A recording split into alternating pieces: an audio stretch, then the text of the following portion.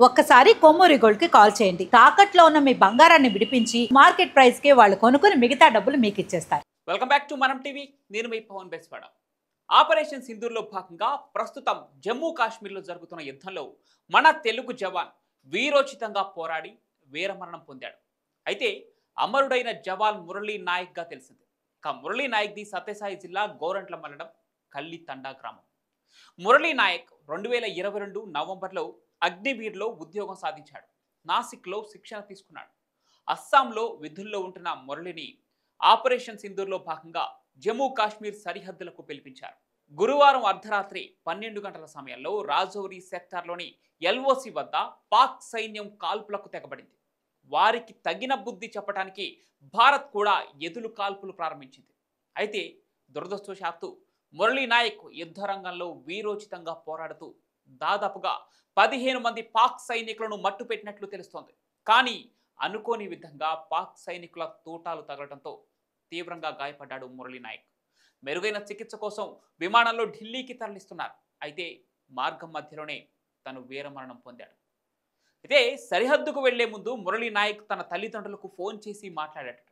ఆ తర్వాత తన స్నేహితుడికి ఫోన్ చేసి సరిహద్దుల్లో భీకర పోరు సాగుతోందని, నా గురించి భయం లేదు కానీ అమ్మా నాన్నలపైనే బెంగ అంటూ తనకేదన్నా జరగరానిది జరిగితే వారిని బాగా చూసుకోమంటూ తన స్నేహితులకు చెప్పినట్లు తెలుస్తోంది. పేద కుటుంబానికి చెందిన మురళీ నాయక్ చిన్నతనం నుంచే దేశభక్తి పరుడు.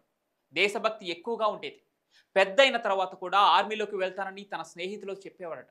అయితే మురళీ నాయక్ తల్లిదండ్రులు శ్రీరామ్ నాయక్, జ్యోతిబాయిలకు తండాలో 1.5 ఎకరం పొలం ఉంది. వ్యవసాయ పనులు ఉన్నప్పుడు తండాలో ఉంటారు. ఆ తర్వాత ఉపాధి కోసం తల్లిదండ్రులు ముంబైకి కూడా వెళ్తుంటారట. దీంతో మురళీ నాయక్ సోమందేపల్లి మండలం నాగినాయని చెరువు తండాలో అమ్మమ్మ వద్ద ఉంటూ పెరిగాడు. అక్కడే చదువుకున్నాడు కూడా. 2022లో అగ్నివీర్కు సెలెక్ట్ అయ్యాడు. మురళీ నాయక్ తన తల్లిదండ్రులను అడ్డుకున్నారు. నువ్వు ఆర్మీలోకి వెళ్ళొద్దు అంటూ తనను అడ్డుకున్నారు.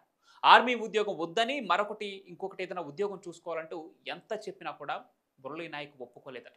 ఒక్కరోజైనా ఆర్మీలో పనిచేయాలని ఉంది అని తన తల్లిదండ్రులను ఎట్టకేలకు ఒప్పించాడు ఈ వీర జవాన్.